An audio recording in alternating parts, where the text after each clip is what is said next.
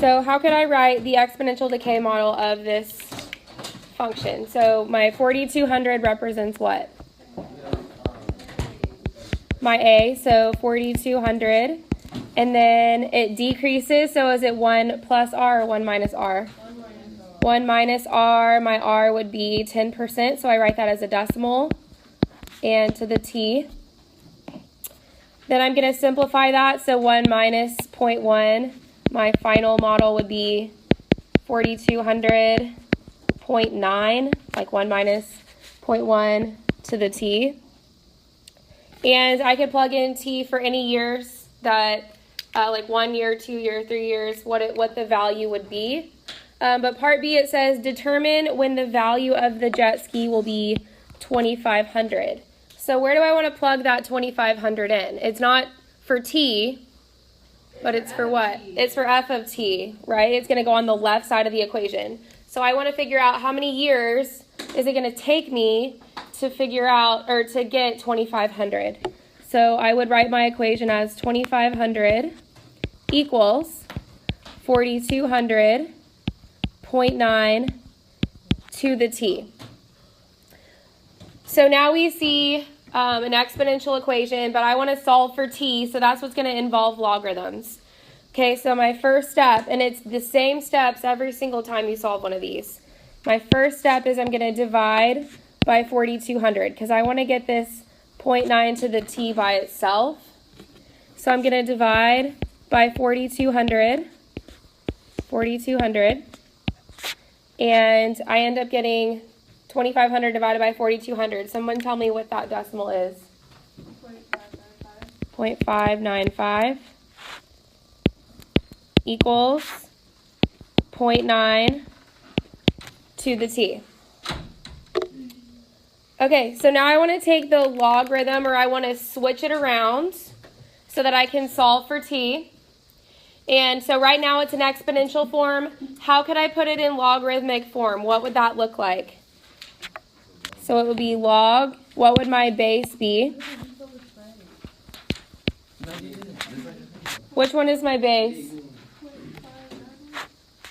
So the 0.595 comes to the right, t comes to the left, and the 0.9 goes down. So it would be log base 0.9 of 0.595 equals t.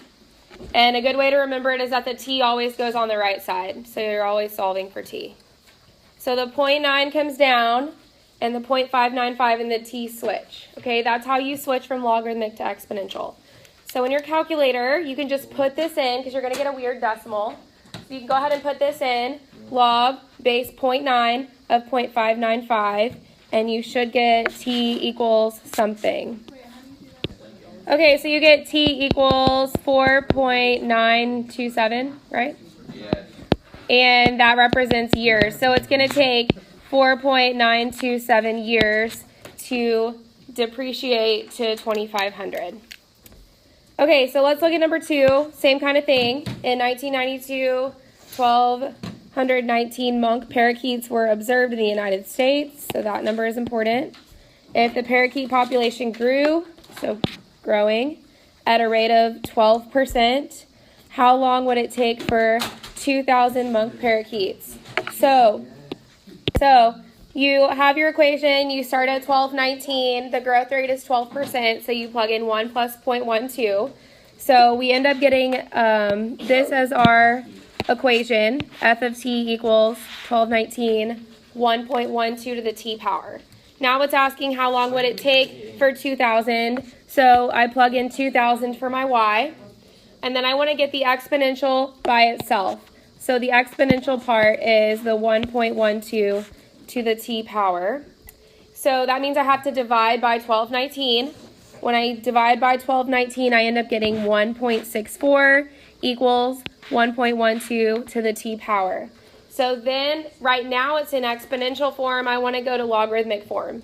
So what happens is, this 1.12 is my base. It comes down to my base of the log right here. My 1.64 and my t switch places. Where did 164 come from? I got that from doing 2,000 divided by 1219. So you end up getting log base 1.12 of 1.64 equals t. And so then you can just put that straight into your calculator and get that as a decimal. So for number 3, you purchase a car for $35,000. So that is going to be my starting value. Depreciates 13% each year. How long should you wait to sell the car for $17,500? So I'm going to write my equation. Starting value is $35,000.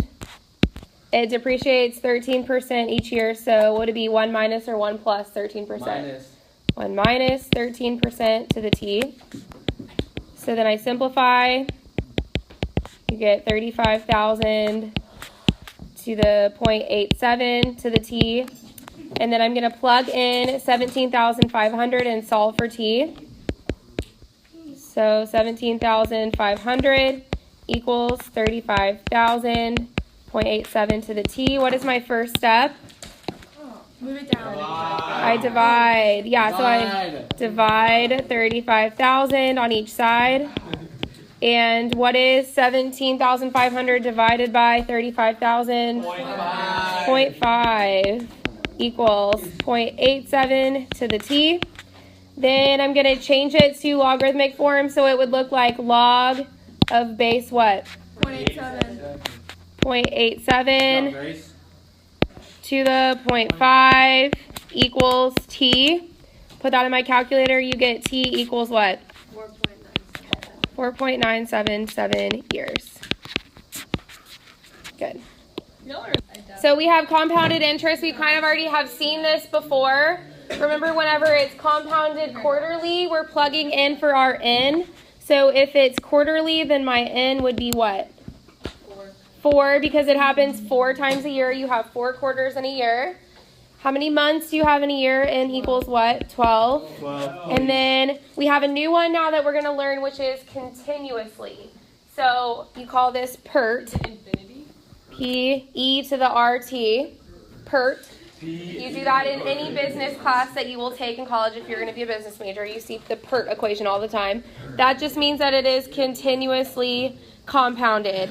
So for number 4, it says determine the amount of money you would have in 10 years. So 10 is going to be my time. If you deposit $5,000, so that's going to be my principal amount that has an annual interest rate of 3.75%. So if it's compounded quarterly, it's going to be A equals 5,000, 1 plus, if I were to put 3.75% into a decimal, it would be point what? 0.0375 over 4 to the 4 times 10. Okay, so you should get 7,262.26, and I rounded 2 decimal places because it's cents. Okay, go ahead and try the monthly one. Okay, so you should get 7,270.70. So then for the continuous one, you're going to plug in, the P is still 5,000. So I would put 5,000 in for P. Then I keep the E. The E always stays there. So that's why we use E as for continuous growth. My rate is 0.0375 and my time is 10. So you would put that in your calculator as 5,000 times E to the 0.0375 times 10. Or you could just put in 0.375 because that's going to move it 1 decimal place. Okay, so you should get 7274.96.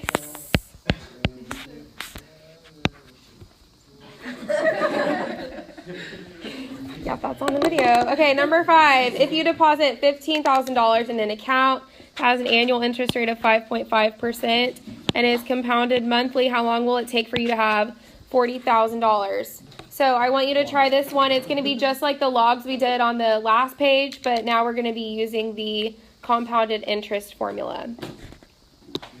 Okay, so you're going to start with the $15,000. So you have $15,000. So you have $15,000. Then I'm going to plug in 1 plus my rate, which is 0.055, over N, which is compounded monthly, so N equals 12. And then to the N times P power. So N is 12, and then I don't know what my T is. And so then the problem says, how long will it take for you to get $40,000? So I'm going to plug in $40,000 in for my A. So $40,000 equals 15,000. I'm going to figure out what 1 plus 0.055 divided by 12 is. I got 1.00458. You could go out as many decimal places as you want. It really is up to you. And then 12 times t. So if I want to solve for t, I'm going to have to divide by 15,000 first. So divide by 15,000 on each side. And you get what? 3/8. You get 3/8. You could leave it as 3/8, or you could do 2.667. It's up to you. You just say 2.667 equals 1.00458 to the 12t. So now it's an exponential form. And so if it's an exponential form, I'm going to create a logarithm. So if I were to take the log, then it would be log base what? What goes to the bottom? So 1.00458 of 2.667. So you could put in 3/8. It's up to you. So these two will switch, equals 12 times t. So I put this in my calculator and I got 214.65 equals 12t. Then I divide by 12. So your final answer should be t equals 17.89 years. Okay, so it says, what interest rate would you need if you were going to deposit $5,000 into an account? So 5,000 is going to be my starting value. You have 7,500 in 10 years, and it's continuous. So we use A equals P e to the RT. My starting rate, or my principal rate, is going to be 5,000. And E to the R times, it says 10 years. And then my final number is 7,500. So I'm solving for R. I want to get R by itself. So my first step is to divide each side by 5,000. And so when I divided by 5,000, I got 1.5 equals E to the, I'm going to put 10R because I like putting my numbers first. And then it's in exponential form right now, so I want to go to logarithmic form. So you could write this as, remember the 1.5 and 10R switch places. Log base E of 1.5 equals 10R. But I can write log base E as natural log. It's the same thing. So ln of 1.5 equals 10R. So whenever you typed in natural log of 1.5, what did you get?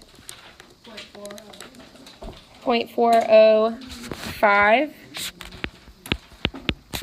equals 10R, and then divide by 10. And when you divide by 10, you get R equals what? 0.0405. So if we wanted to put it in a percentage, it would be 4.05%. So you could write it either way.